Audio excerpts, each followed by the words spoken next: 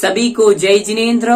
मान्यवर, आज हम सभी लोग मिलकर के ग्रंथादिराज आचार्य गद्य पिच्छाचार्य श्री उमा स्वामी महाराज द्वारा विरचित श्री तत्वासुत जी ग्रंथ का स्वाध्याय प्रारंभ कर रहे हैं। हम जानेंगे इस ग्रंथ में 7 तत्वों के विवेचन के बारे में। 7 तत्व का निरूपण आचार्य भगवंत ने किस प्रकार से किया है, इसके विषय में हम समझेंगे। तो जो भी लोग श्री तत्वासुत जी का स्वाध्याय करना चाहते हैं वो हमारी इस कक्षा को ज्वाइन कर लीजिए और चैनल को सब्सक्राइब कीजिए और सभी लोग मिलकर के स्वाध्याय करके ज्ञान अर्जन कीजिए। चलिए तो हम मंगलाचरण की ओर चलते हैं।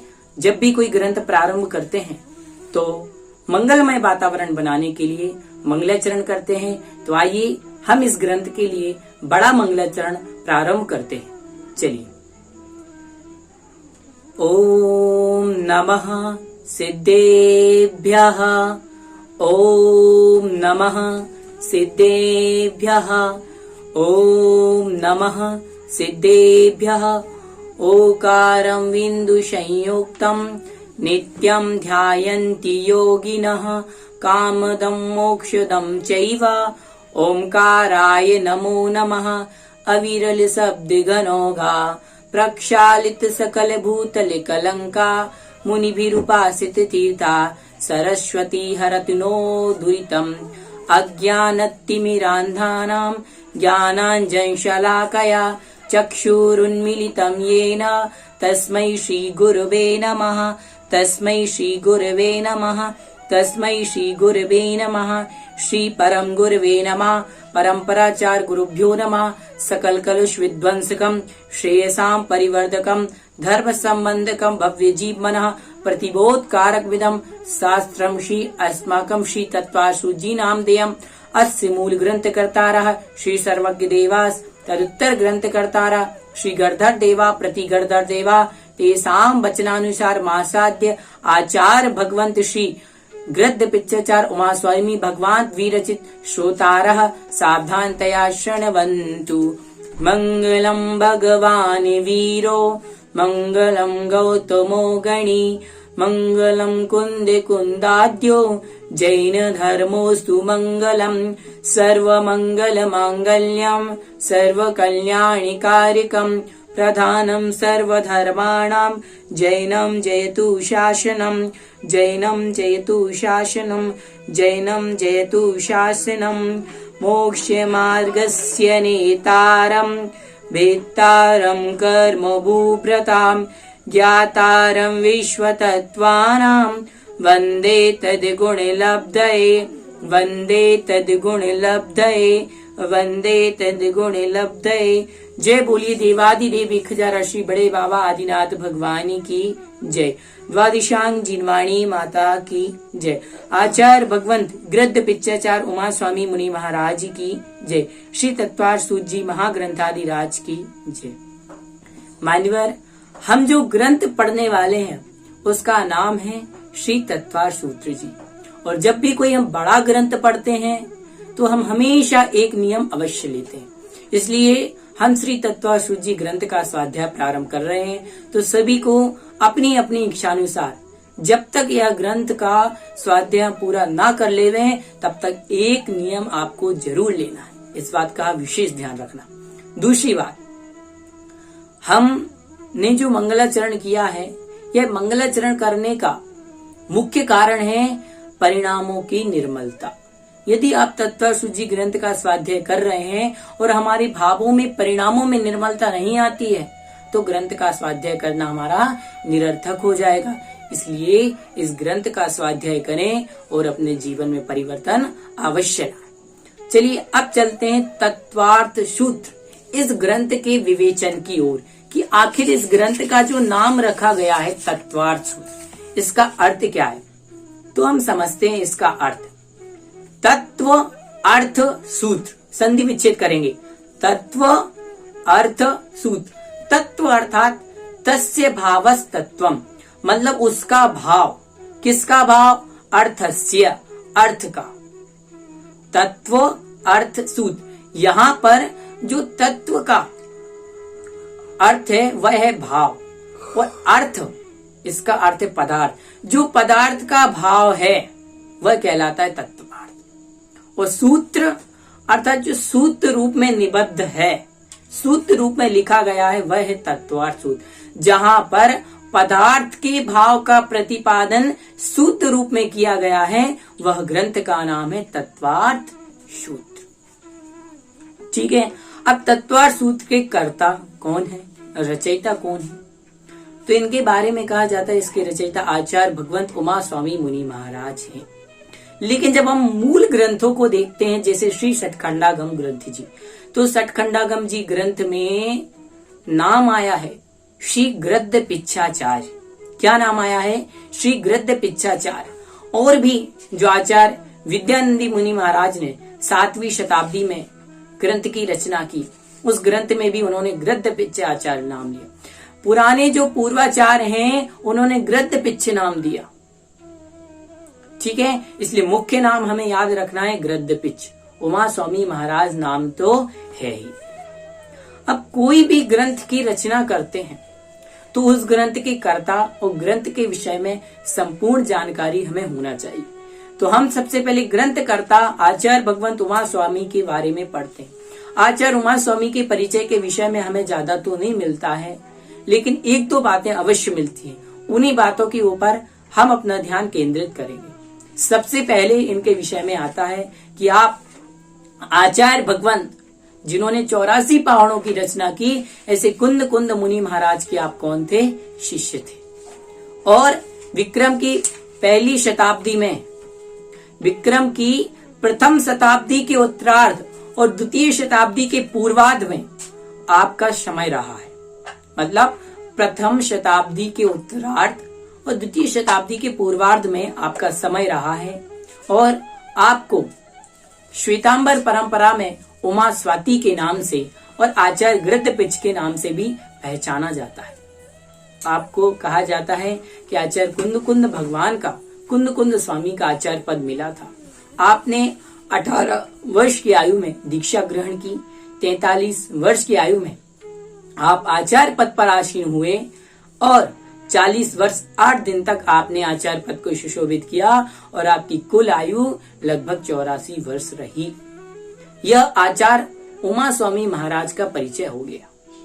अब कोई आपसे पूछे कि उमा स्वामी महाराज हुए कब, तो आपको जवाब देना है पहली और दूसरी शताब्दी के मध्य, मतलब पहली शताब्दी के उत्तरार्ध में और द्वितीय शताब्दी के पूर्वार्ध में। यह तो आचार्य उमा स्वामी मुनि महाराज का परिचय हुआ। अब तत्वार्थ सूत्र ग्रंथ के विषय में जान लेते हैं। तत्वार्थ सूत्र ग्रंथ संस्कृत भाषा का प्राचीन ग्रंथ है, सर्वप्रथम ग्रंथ है। सर्वप्रथम यदि किसी ग्रंथ की रचना हुई तो वो तत्वार्थ सूत्र जी ग्रंथ की हुई थी। उसके पहले जो रचनाएं हुई आचार्य कुंद कुंद महाराज ने की, वो प्राकृत भाषा में हुई। तत्वार्थ सूत्र जी संस्कृत भाषा में लिखा गया प्रथम ग्रंथ है।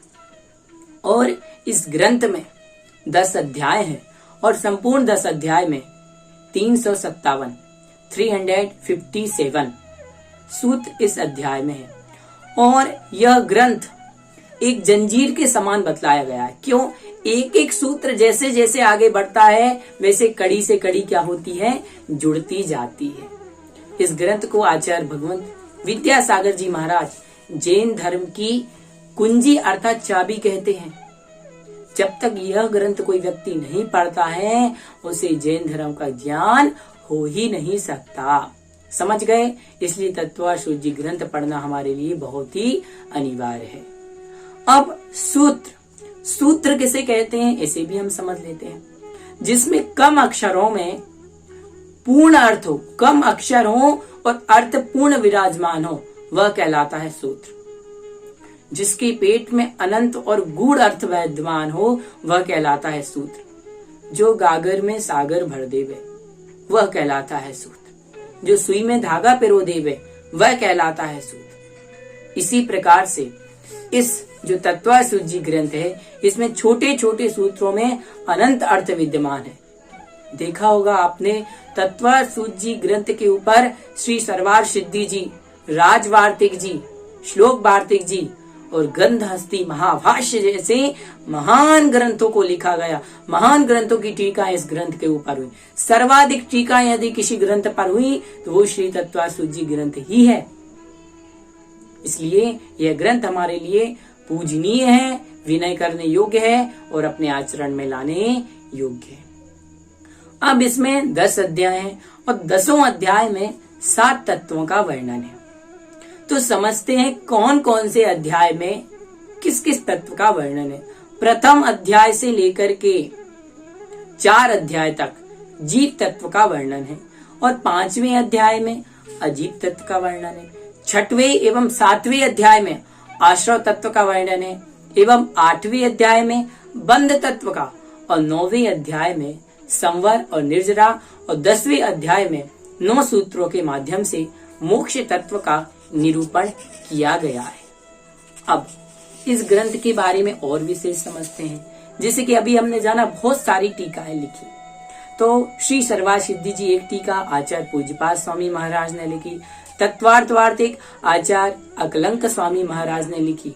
श्लोक वार्तिक जी आचार्य भगवत विद्यानंदी महाराज ने लिखी और गंधहस्ती महाभाष्य जो ग्रंथ अप्राप्य है ऐसे आचार्य भगवंत समंत्रभद्र स्वामी महाराज ने लिखी और तत्वार्थ वृत्ति आचार्य श्री सागर जी महाराज ने लिखी।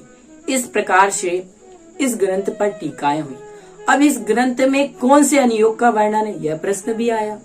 कोई भी श्रावक जिज्ञासा कर सकता है ना कि इस ग्रंथ में कौन से अनुयोग का वर्णन है। तो मैं आपको बता दूं मान्यवर, इसमें 4 अनुयोगों का समावेश। जैसे कैसे है, तो आप 3रा अध्याय पढ़ेंगे तो उसमें आपको प्रथमानुयोग का वर्णन मिल जाएगा। आप 3रा और 4था अध्याय को पढ़ेंगे तो उसमें आपको कर्णानुयोग का लक्षण है लोका लोक विभक्ति युग परिवृत्ति चतुर्गति नाम था, जिसमें 4 गतियों का लोक अलोक का वर्णन है, तो वो भी तत्वासुद्धि में। और आप 6वां 7वां और 9वां और 10वां अध्याय पढ़ते हैं तो उसमें आपको चरणानुयोग का वर्णन मिल जाएगा, क्योंकि इसमें मुनि का वर्णन है, श्रावक का वर्णन है, आश्रव संवर निर्जरा बंध का वर्णन है। और आप 1, 2 और 5वां और 8वां अध्याय पढ़ते हैं तो आपको द्रव्यानुयोग भी प्राप्त हो जाएगा। इस प्रकार से इस तत्वासुद्धि में 4 अनुयोगों का वर्णन है। चलिए अब हम ग्रंथ के बारे में कुछ विशेष बातों को भी आगे जानेंगे। वह विशेष बात जानने के पूर्ण हम मंगलाचरण की ओर बढ़ते हैं। आज की कक्षा में हम मंगलाचरण पढ़ेंगे। मंगलाचरण क्यों किया जाता है ये जानकारी भी तो आप सभी को पूर्व में बताई गई थी और जानकारी हम आगे पढ़ेंगे। चलिए तो मंगलाचरण के लिए एक एक शब्द का उच्चारण मैं करूंगा, उसके बाद हम पूर्ण रूप से इसका उच्चारण करेंगे। मोक्ष मार्गस्य नेतारम, मोक्ष मार्गस्य नेतारम, भेत्तारम कर्म भूभृताम, ज्ञातारम विश्व तत्वानाम वंदे तद गुण लब्धये। ठीक है, चलिए हाथ जोड़ लीजिए। मोक्ष मार्गस्य नेतारम, भेत्तारम कर्म भूभृताम, ज्ञातारम विश्व तत्वानाम वंदे तद गुण लब्धये। अब एक एक शब्द का संधि विच्छेद करते हैं। मोक्ष मार्गस्य एक ही शब्द है, षष्ठी विभक्ति एक वचन। नेतारम, मोक्ष मार्गस्य नेतारम, भेत्तारम कर्म भूभृताम, ज्ञातारम विश्व तत्वानाम वंदे तद गुण लब्धये। अब एक एक शब्द का अर्थ समझते हैं। मोक्ष मार्गस्य अर्थात मोक्ष मार्ग के, नेतारम अर्थात नेता हैं, जो मोक्ष मार्ग के नेता हैं। इसका अर्थ क्या हुआ? मोक्ष मार्गस्य नेतारम अर्थात जो मोक्ष मार्ग के नेता हैं, अर्थात जो मोक्ष मार्ग को बतलाने वाले हैं, जो मोक्ष मार्ग को कहने वाले हैं, अर्थात जो हमारे आत्म कल्याण का उपदेश देने वाले हैं, हित का उपदेश देने वाले हैं, ऐसे हितोपदेशी भगवान। ठीक है, मोक्ष मार्ग से नेतारम जो मोक्ष मार्ग का उपदेश देने वाले हैं, ऐसे हितोपदेशी भगवान जो मोक्ष मार्ग के नेता हैं, पथ प्रदर्शक हैं, अग्रणी हैं, ऐसे हितोपदेशी भगवान। आगे क्या कहा, भेत्तारम अर्थात भेदन कर दिया है। भेत्तारम का अर्थ क्या हुआ, भेदन कर दिया है। किनका भेदन कर दिया है, कर्म, कर्म रूपी, कर्म भू भृताम, भू अर्थात पृथ्वी, भृताम मतलब धारण करने वाला, पृथ्वी को धारण करने वाला अर्थात पर्वत। पृथ्वी को धारण करने वाला क्या हो गया, पर्वत, अर्थात कर्म भू भृताम, कर्म रूपी पर्वत। भेत्तारम अर्थात जो भेदन करने वाला है, जो कर्म रूपी पर्वत का भेदन करने वाला है। अब कर्म कौन कौन से, 3, द्रव्य कर्म, भाव कर्म, नौ कर्म। द्रव्य कर्म ज्ञान वर्ण आदि, भाव कर्म राग द्वेष आदि, और नौ कर्म शरीर आदि। तो जो राग द्वेष आदि कर्मों का भाव कर्म, द्रव्य कर्म, नौ कर्म का भेदन करने वाला है, ऐसे वीतरागी भगवान, न जिनके राग है, न द्वेष है, न अष्ट कर्म है, अर्थात वीतरागी भगवान। ज्ञातारम, अब आपके मन में प्रश्न आए होगी कि भैया जी ने ज्ञातारम क्यों कहा। मान्यवर, संस्कृत का यह मूल ग्रंथ है और संस्कृत भाषा में ज्ञा बोला जाता है, ज्ञान नहीं, इसलिए हम क्या उच्चारण करेंगे, ज्ञातारम।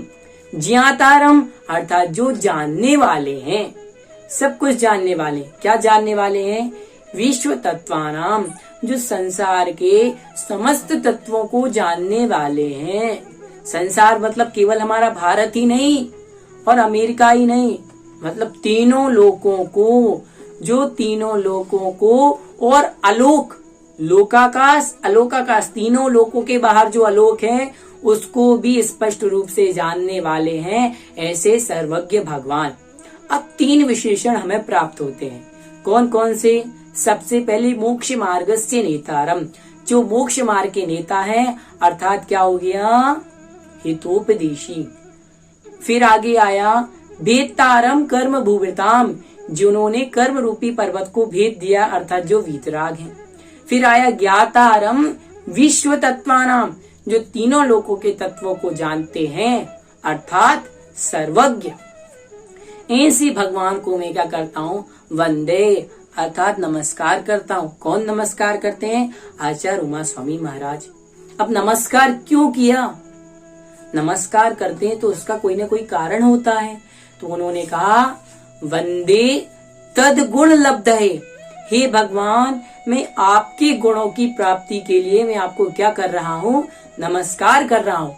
अब भगवान में कौन से गुण हैं, तो अभी तो बताया, हितोपदेशी हैं, वीतराग हैं, सर्वज्ञ। ऐसे गुणों की प्राप्ति के लिए भगवान को नमस्कार करते हैं।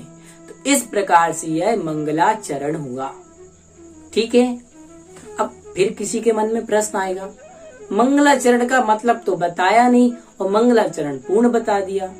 चलिए तो आपकी इस जिज्ञासा का समाधान भी हम कर देते हैं। मंगलाचरण, मंगल प्लस आचरण। अब मंगल किसे कहते हैं, सर्वप्रथम तो ये जानना जरूरी है। जो पाप को गलाता है और पुण्य को लाता है। अब मैंने इसलिए नहीं बताया कि जो लोग तत्वसुद्धि पढ़ रहे हैं वो भाग 1 तो पढ़ा ही होगा, और उसमें हमने पढ़ा था जो पाप को गलाता है और पुण्य को लाता है उसे क्या कहते हैं, मंगल कहते हैं। समझ गए। और मंगलमय आचरण बनाने के लिए मंगलाचरण किया जाता है, ताकि हमारे अंदर का पाप क्या होवे, दूर होवे और पुण्य आए। ठीक है, अब मंगलाचरण करने के क्या क्या कारण है तो जानते हैं। सर्वप्रथम मंगलाचरण का कारण है शास्त्र की निर्विघ्न समाप्ति। जो हमने तत्वसुद्धि ग्रंथ का अध्ययन किया है वह निर्विघ्न समाप्त होवे। नास्तिकता के परिहार के लिए, जो व्यक्ति नास्तिक हो और नेगेटिविटी चारों ओर हो रही है वो दूर होवे। और आगे शिष्टाचार के पालन के लिए, और गुरु का उपकरण स्मरण करने के लिए, भगवान का उपकरण स्मरण करने के लिए, और मिथ्यात्व को दूर करने के लिए, और अपने परिणामों को निर्मल बनाने के लिए मंगलाचरण किया जाता है। अब मंगलाचरण जो हमने किया है उस मंगलाचरण में किसे नमस्कार किया जाता है, मंगलाचरण में सच्चे देव, शास्त्र, गुरु, इन्हें नमस्कार किया जाता है। वीतराग भगवान को, सर्वज्ञ भगवान को नमस्कार किया जाता है। ये तो मंगलाचरण क्यों किया जाता है और मंगलाचरण का अर्थ हमने पढ़ा। अब कोई भी ग्रंथ प्रारंभ करते हैं तो इस ग्रंथ को प्रारंभ करने के पूर्व आचार्य भगवंत कहते हैं कि 6 बातों को जान लेना आवश्यक है। वह 6 बातें कौन कौन सी होती हैं, हम भी तो जाने जरा कि वह 6 बातें है कौन सी। ठीक है ना, तो 6 बातों के बारे में हम क्या करते हैं, जानते। सबसे पहला है मंगल। तो मंगल जानते हैं कि 6 बातों में मंगल के लिए हम इष्ट भगवान को नमस्कार करते। 4 मंगल, अरिहंत मंगल, सिद्ध मंगल, साहू मंगल और केवली भगवान के द्वारा कहा गया धर्म क्या है, मंगल है। मंगल के बाद आता है निमित्त, कि किसके निमित्त से यह ग्रंथ प्रारंभ किया गया। तो इसमें ऐसा कथानक मिलता है कि आचार्य भगवंत उमा स्वामी महाराज चर्या के लिए जाते हैं, तो एक द्वयाक और द्वैपायक यह नाम भी यहाँ पर प्राप्त होते हैं कि उसमें यह जो शिष्य है वो अपने घर के बाहर एक पटिये पर दर्शन ज्ञान चारित्राणि मोक्ष मार्गा इस प्रकार का लिख करके चला गया। आचार्य भगवंत ने देखा तो उसके आगे उन्होंने एक शब्द जोड़ दिया जो था सम्यक ज्ञान चारित्राणि मोक्ष मार्गा। यह देख करके शिष्य के मन में इच्छा प्रकट हुई, जिज्ञासा उत्पन्न हुई और वो आचार्य भगवंत के पास पहुंचा और उसने जिज्ञासा की, हे भगवान, आत्मा का हित क्या है, आत्मा का कल्याण किसमें है। और ऐसे वह जिज्ञासा करता गया और सूत्र रूप में श्री तत्वासुद्धि ग्रंथ की रचना हुई। तो उसमें वह भव्य जीव क्या बना, निमित्त बना। निमित्त के बाद आता हेतु। ग्रंथ को पढ़ने का हेतु क्या है, फल क्या है, पढ़ने से क्या मिलेगा। तो इस ग्रंथ का स्वाध्याय करने से अष्ट कर्मों का क्षय होगा। ठीक है, अब आगे परिमाण क्या है, ग्रंथ का कितना परिमाण, कितना बड़ा है। तो ग्रंथ में 357 सूत्र हैं और 10 अध्याय हैं। 5 नंबर नाम, ग्रंथ के नाम की सार्थकता। ग्रंथ का कथन करना, ग्रंथ के नाम का कथन करना, यह नाम कहलाता है। और कर्ता, ग्रंथ के मूल और उत्तरकर्ता। मूल कर्ता तीर्थंकर भगवान, उत्तरकर्ता गणधरदेव आचार्य उमा स्वामी महाराज। ठीक है, इस प्रकार से हमने इस विषय में क्या कर लिया, जान लिया। अब आगे और इसमें विशेष बातें क्या है, विशेष जानकारी क्या है, उसके विषय में भी हम यहाँ पर जानेंगे। तो देखिए मान्यवर, इसमें मोक्ष मार्ग का वर्णन है कि मोक्ष मार्ग क्या है, वह आगे बताएंगे। उसके पहले एक बात जरा क्लियर हो जाए कि मोक्ष जाना क्यों चाहते हो, आखिर मोक्ष जाना आवश्यक क्यों है। संसार में सुख है क्या, नहीं। तो प्रत्येक प्राणी सुख चाहता है ना। संसार का प्रत्येक प्राणी क्या चाहता है कि मुझे सुख मिले। और वह सुख कहाँ है, भोजन करने में।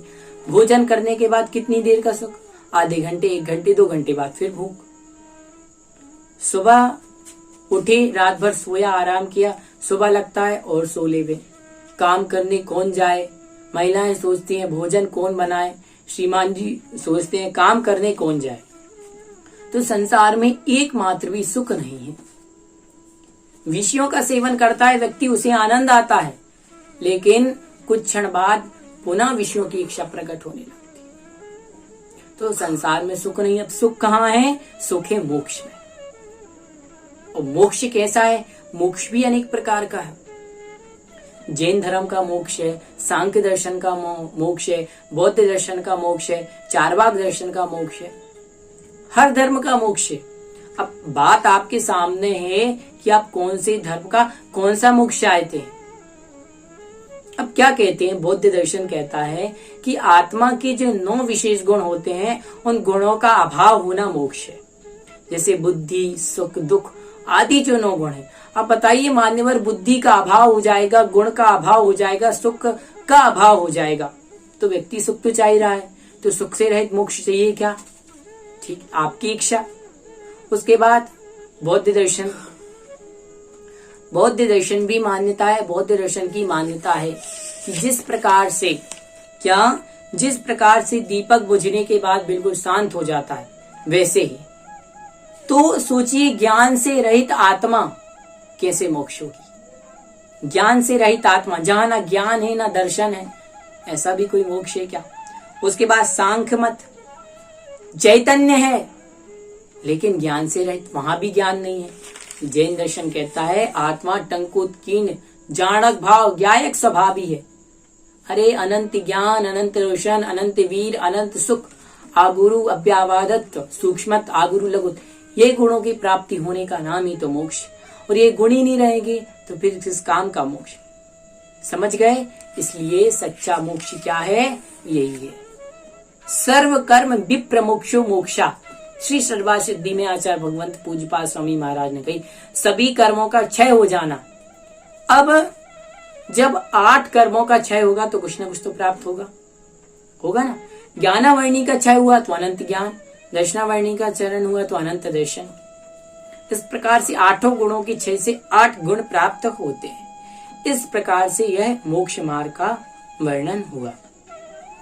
अब मोक्ष में कैसा सुख है? आकुलता से रहित निराकुल सुख है। सिद्ध भगवान वहां बैठे हैं और अनंत सुख का क्या कर रहे हैं? पान कर रहे हैं, रस स्वादन कर रहे हैं।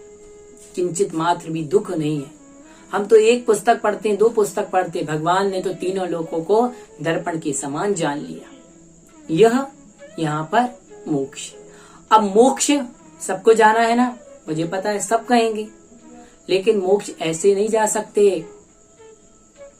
कुछ पाने के लिए कुछ करना पड़ता है। तो मोक्ष जाने के लिए मोक्ष मार्ग पर चलना पड़ेगा। तो वह मोक्ष मार्ग क्या है? मोक्ष मार्ग कैसा होता है? मोक्ष मार्ग कहते किसे हैं? मोक्ष आखिर जीव जाए कैसे? यदि हमें मोक्ष जाना है तो क्या मुनि बनना पड़ेगा? महिलाएं मुनि नहीं बन सकती? क्या आरिका बन करके मोक्ष जा सकते हैं? मुनि बन जाने के बाद क्या गारंटी है क्या मोक्ष जाएंगे? हम मोक्ष जाएंगे तो कितने भाव में जाएंगे? ये सब यदि आपको जानना है तो हमारा इस तत्वार्थ सूझी स्वाध्याय का दूसरा एपिसोड जरूर देखिए। आज की कक्षा में हमने मंगलाचरण पढ़ा, मंगल के बारे में पढ़ा। अगली कक्षा में तत्वार्थ सूझी का प्रथम सूत्र का स्वाध्याय लेकर के आपके सामने प्रस्तुत होंगे। तब तक के लिए सभी को जय जिनेंद्र।